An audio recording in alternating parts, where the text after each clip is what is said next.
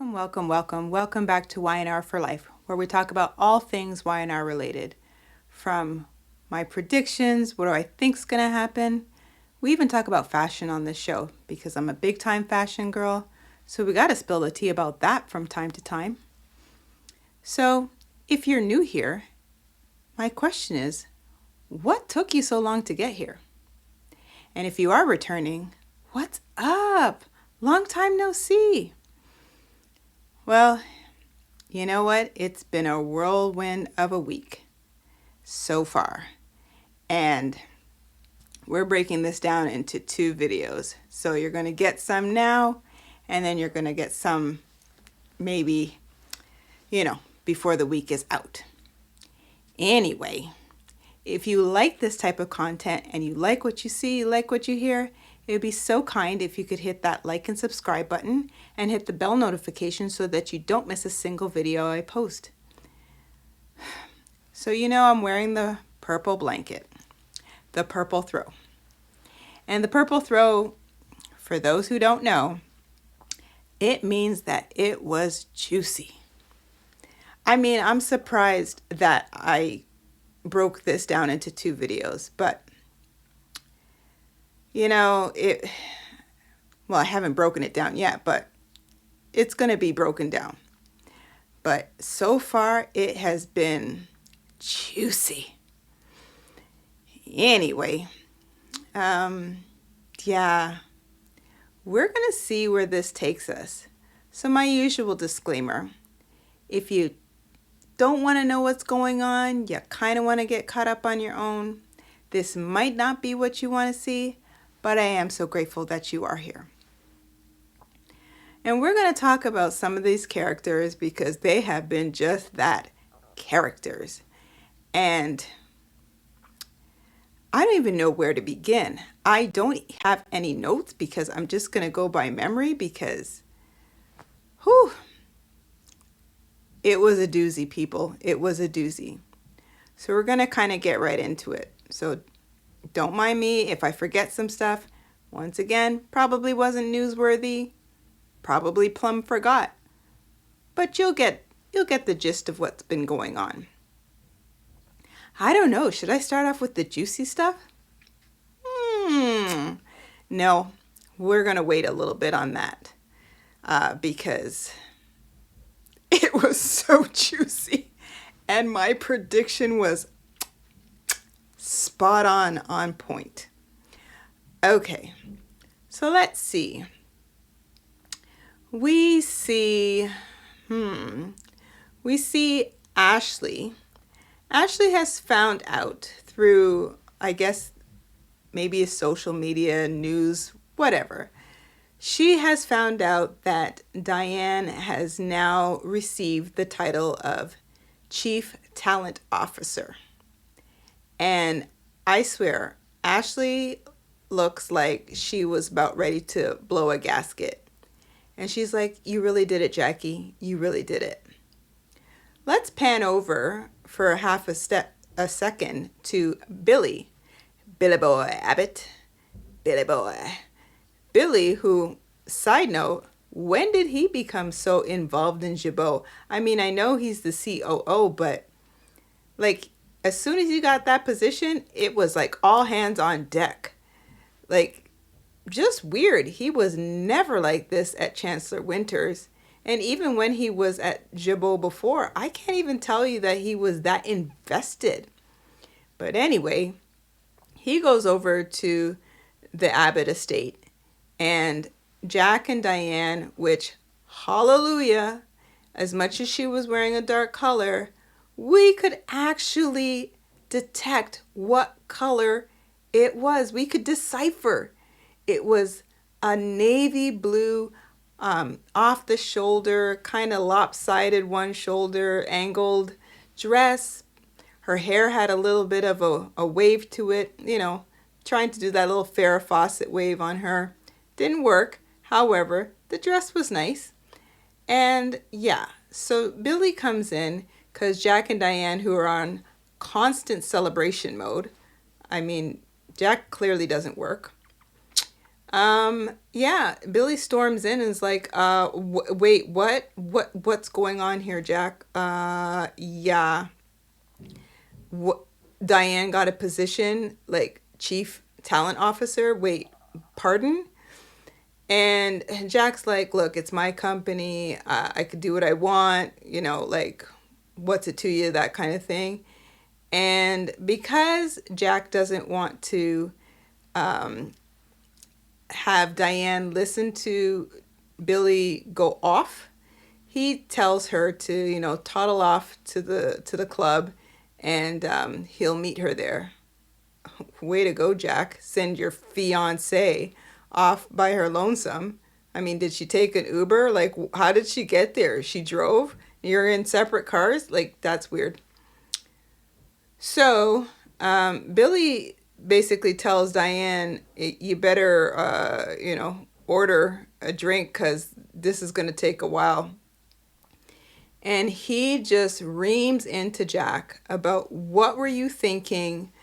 Clearly, Ashley's prediction is coming to fruition. Like, why are you doing this? This is, you just set off a bomb. Like, what? So that kind of didn't go over that well with, Smiling Jack, but there was really nothing that Billy could do about it because he is ideally a step below Jack as COO. So Jack basically says, like, are you going to support me? You're going to support my decision? He's like, look, as COO, I'll support you.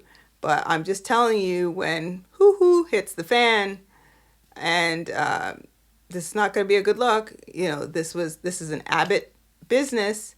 And of course, Jack's like, well, she's soon to be an Abbott. We're going to be getting married.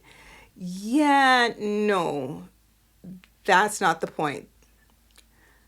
So we see that Billy is none too pleased about any of this. Okay, I want to think that Diane, I want to think that she, as I said, like episodes past, that she is on the up and up.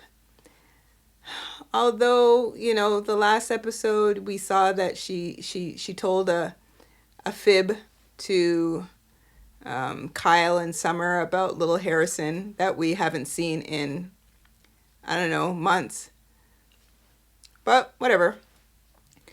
So, I don't know. I want to hope that she is on the up and up, but we shall see. So, let's, Billy's pretty much, that's over with. Let's move on to, because we're going to get back to Jack and Diane. We're going to move on to, let's see, Victoria and Slaminate. So Victoria, she's like, doo-doo-doo, comes into her office and gets scared by the Black Knight, the Dark Knight, the mustache, Victor Newman. Daddy-O, as I like to call him.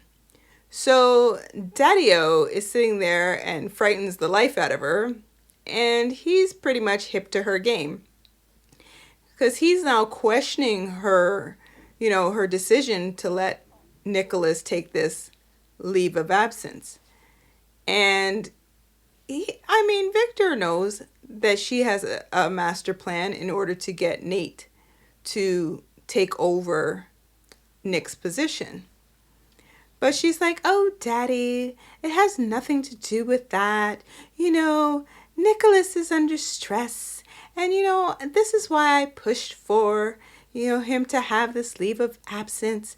That way he can, figure out what's going on and take some time to heal and, sort through. Once again, newsflash, Victoria, when Ashlyn was dipsy doodling around with you, and he got offed by Nicholas, You didn't want to take any time off, which is what Nikki had said. But now all of a sudden now you're pushing for Nicholas to have time off? Oh, okay. Yeah, nobody's buying this one, Victoria. I know I'm not buying it, but whatever. Like, no sooner, here comes Slamming Nate. He comes into the office talking about, oh, let's crack open some bourbon, and then he sees Victor, and it's like, sorry, Victor. Didn't know you were here. No, you didn't know he was there, but you got caught. You got caught. Let me finger point at you, Slimy Nate. You got caught. Well, all of a sudden, he's like fixing his tie, and he's all good, and, he's on the up and up, and, yeah, we were just going to discuss. No, you weren't. No, you weren't. Because you just talked about, let's crack open, like, this expensive bourbon. Like, no, you weren't. So you're not fooling anybody. You're not fooling me, Slimy Nate. Not on my watch. But anyway, so Victor's like, yeah. Victoria kind of toddles off, and Nate is there with Victor, and they're having their little tete-a-tete. And of course, Nate feels as though, everything is fine. He has soothed Victor's, furrowed brow, and he feels that everything is copacetic. No sooner Victor leaves, and, Victoria, she has toddled back in. The two of them start getting hot and heavy. I'm like, dude, what are you thinking? I dare say the door was wide open. Like, really? I don't even want to talk about them anymore. No, we're done. Because Slimy Nate is just that. There is one point where he ends up telling Audra, like texting her, but that's neither here nor there. I'm sure you'll hear more about it on the next episode, but we're done with Slimy Nate and Victoria because I just can't deal with them. Okay, so let's talk about Summer and Chance. Well, I still have this slight prediction. It's ever so slight that there will be like a coming together with Summer and Chance. Yes, it seems very far-fetched. However, stranger things have happened. So anyway, Summer ends up confessing to Chance about all her indiscretions and the fact that it was her mother who contacted her and not Daniel, and she knew about it for weeks, and she was trying to protect her mother and blah, blah, blah. And it was like, how much trouble am I in? Newsflash, you have like a litany of charges, Summer, that, could be put against you. A litany. Now, I'm not a lawyer and I'm not a judge. However, if I was, bang the gavel. You're going in. But that's just me. I don't know. Would I have done that for my mother? Not to that degree. I'll tell you, like, you're on your own. You grown. So I can't see that I would do that, but whatever. So I'm surprised that Chance didn't throw the book at her and just haul her tail right on down to the station. But he didn't. She's still walking free, even though she full out confessed. Is that what we're doing now? We can just confess and get away with whatever? Okay.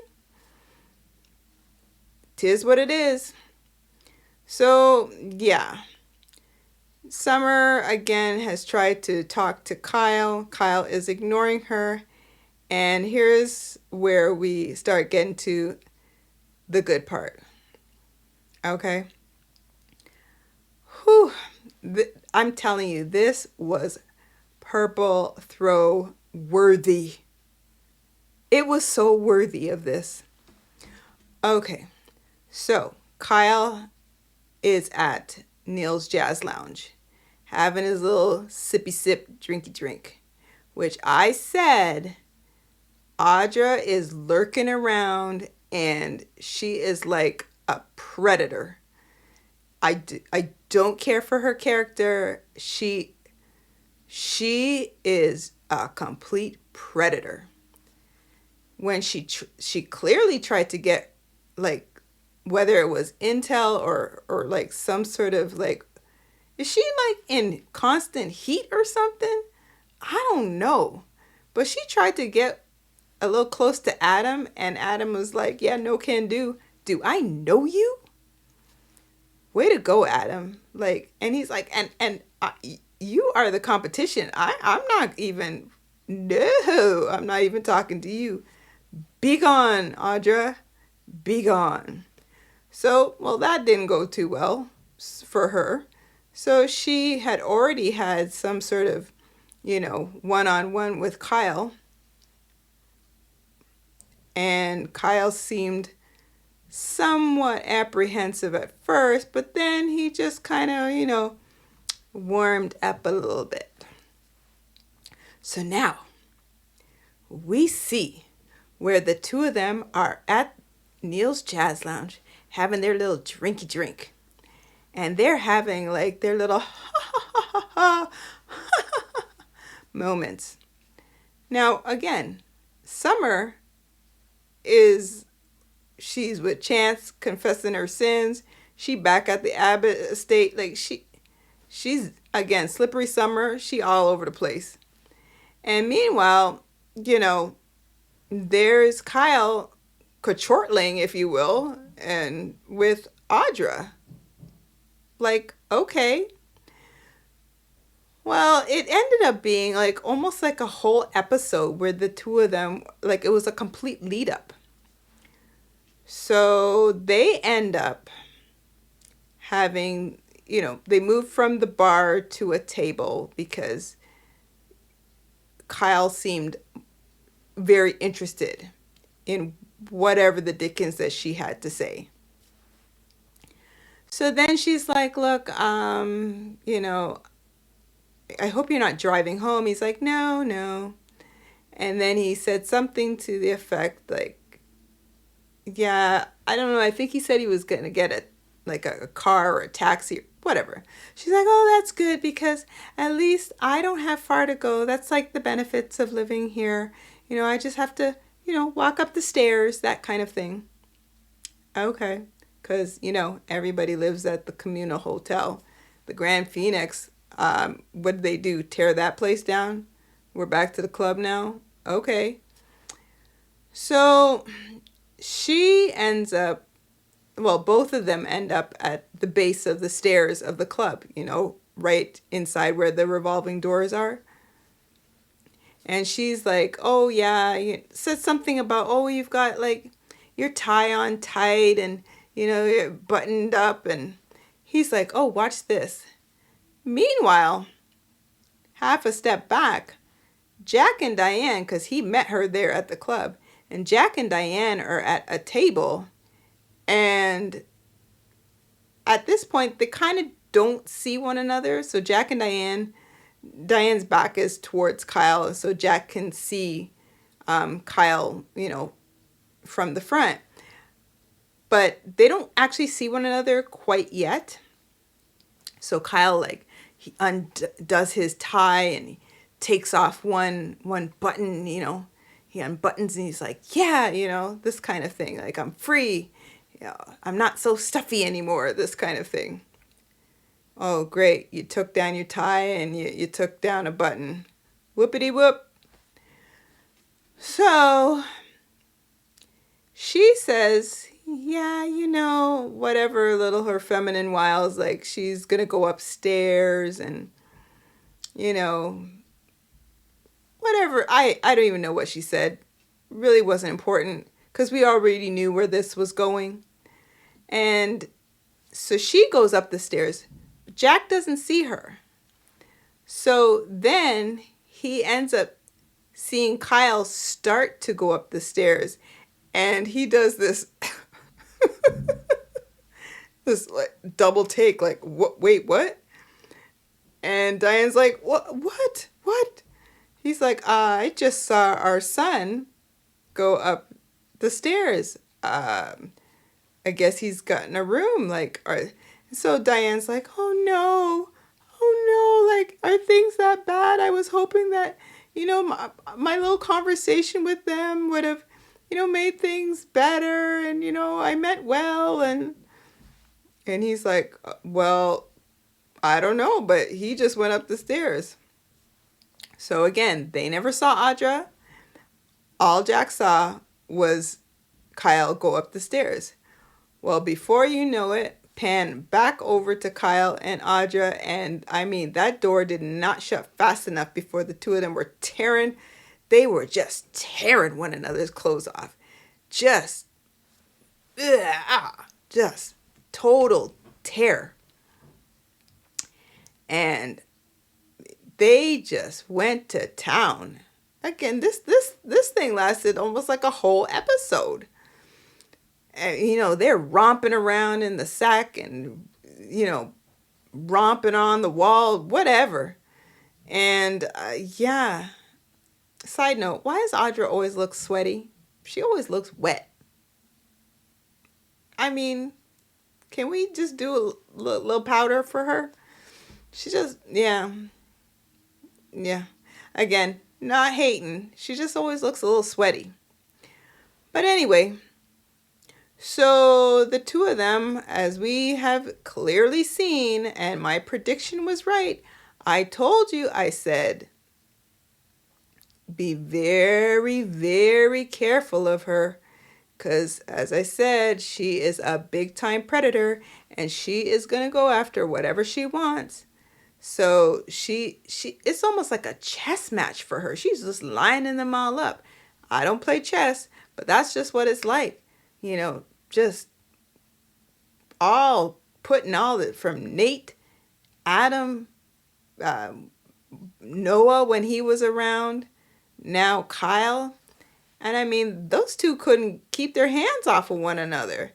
And then she's like, well, I've got to get up to go to work. I'm not really trying to push you out, or, I hope I didn't give you like the wrong impression, and blah, blah, blah. And he's like, oh, really? I don't feel like going home. And, okay. So the two of them end up taking a shower together. And so they end that, and she is like in her glee. She's got her little wet hair afterglow going on. And yeah, so Kyle leaves. He goes down the stairs only to find his parents at the bottom of the stairs. You got caught. And he looked like deer in headlights. His hair was all wet. Like, okay. So Jack was like, son, we saw you go up the stairs and whatnot. And yeah, it just was not a good look. Then he's like, yeah, I'm gonna go. I'm just gonna go home. And they're like, well, we'll meet you there. How did they get to the house before he did? I'm thinking, was this like Meet the Fockers, where like they caught every stop, like they were able to go through every stoplight and he got caught at every red light, Kyle? But they got home before he did. So they had their little conversation because Summer was there looking bewildered, and they had their little slight conversation, asked her if she wanted them to stay up with her. And she's like, no, go, and, go and have a good night, that kind of thing. Kyle eventually comes in. He looks over at her with this almost look of disdain, slash, I cheated on you look. And kind of looks somewhat remorseful, but more so didn't look remorseful. Yeah. And you could kind of tell by the look she gave him was like, almost like she knew, call it intuition, she knew that, yes, something was not right. And this dude didn't say a word. He just walked like a boss. He just walked up the stairs and he was out. Now, Summer had a conversation with Nicholas, who is, again, and on his chest Nicholas, who wants to save the day. He was there previously. This is before Jack and Diane had come home. And he was talking to Summer because Summer had called him. She was giving him the lowdown on how she confessed and the fact that, you know, what her mother has done, and confessed that she's alive. And yeah, so Nick is none too pleased with Phyllis, which rightfully so. Nick wants to kind of save the day. You can't save the day, Nick. Not everybody can you save. It's just not going to work. And Summer has to go through this, and she's got to figure it out. So I don't know. But it will be very interesting to see how the rest of the week is going to play out. Because, man, when that happened with Kyle and Audra, I was like, juicy. And I was like, yes, see, I knew it. I just knew it. Okay, so we're just going to go back to a slight feel-good moment, which it wasn't a feel-good moment per se, but it was just that heartbreaking. This is Sally and Nick.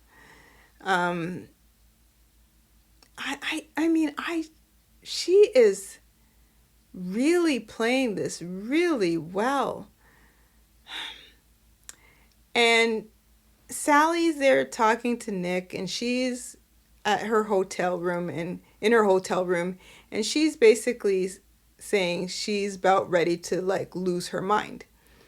And she kind of doesn't want to go off with Nick, but she feels like she's going to explode.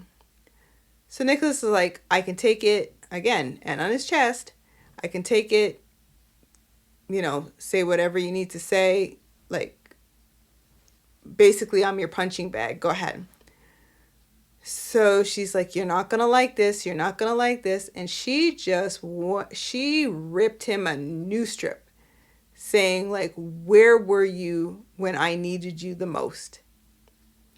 That broke my heart for her, because I could only imagine what it would feel like if you're going through this experience. The man that you love, you said you love him, he said he loves you, and he is off. Now he was in a position where it was like, I have my daughter to save, I have my ex-wife, the mother of my child, to save, and, you know, we all could have been blown to smithereens. But at the same token, I have my girlfriend who, although she's not pregnant with my baby, she's going through this medical issue, and then now she has lost the baby the same time that he was trying to save his daughter. So I get it. It's like, it's almost like a tug of war. Which way are you going to go? What are you going to choose? But, you know, he hugged it out with her. She cried and cried and cried. And you know what? My heart goes out to her, because that was a really touching moment. So, you know, I think the last thing that I probably want to talk about, which was funny, was the fact that Michael and Lauren, who you only see them come on a time or two.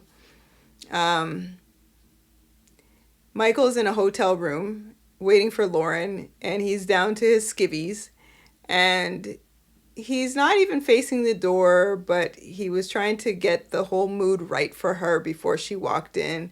I guess he was talking to room service and the whole 9 yards and whatever. So he is like, trying to play like macho man, and he's like, come on in, it's kind of hot in here, isn't it? Hot in here. Again, he's not facing the door. And who walks in? Phyllis. How did she get a room key for his room? I have no idea. I don't know. She's like Houdini. It's crazy. So she comes in, has this big long conversation with Michael. Michael embraces her like, I miss you. You're, my best friend. I miss you.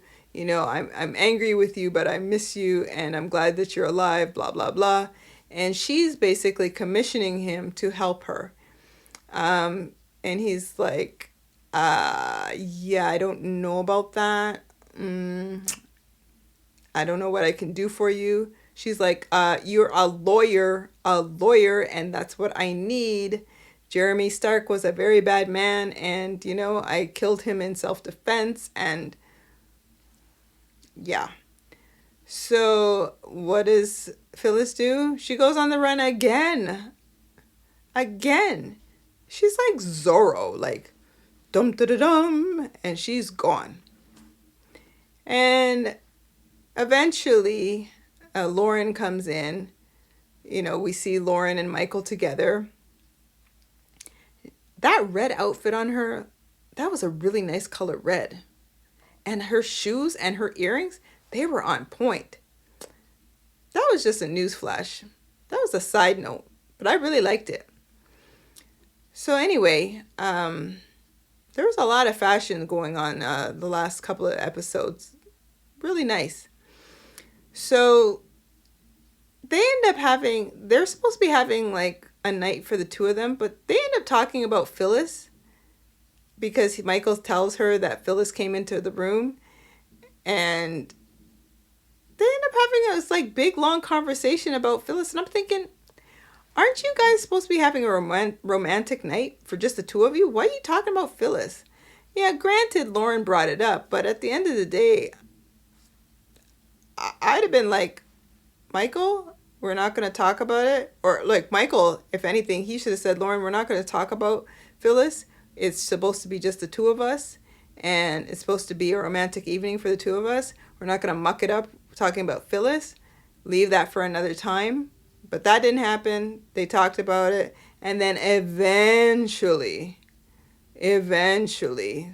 they decided to kibosh that conversation and then just kind of center in on themselves. But again, it was funny just to see Michael in his skivvies and, not realizing who was going to walk through the door. So again, we all kind of I figured out who was coming through the door, but such is life. Oh yeah, one more thing I forgot. So because Ashley has discovered that Diane is the chief talent officer, she had gone over to the Abbott house, and Billy was still there eating, like, I think it was a pie, whatever. And the two of them were eating the pie together. And yeah, she just basically kind of gave a whiff of she has something in the works. And she wouldn't tell Billy what it was. But Billy's like, okay, it is what it is. I wish he would tell me, but okay. Which kind of scares me because that means it's pretty big. And Ashley was like, basically like, yeah, you have no idea. I have my plan.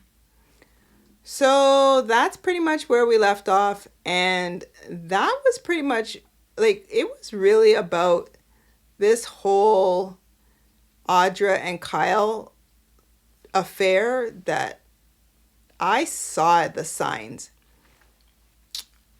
It is what it is, people. So as I said, it was so juicy. I needed the purple blanket for this one because my prediction, as I said, was spot on. So we're going to see where the next episode takes us and what occurs. And who knows? It could be just as juicy. If I have to break out the purple blanket again, then that's what's got to be done. All right, guys, it's been a blast. And if you've stayed to the end, I thank you so much from the bottom of my heart. I really appreciate your support.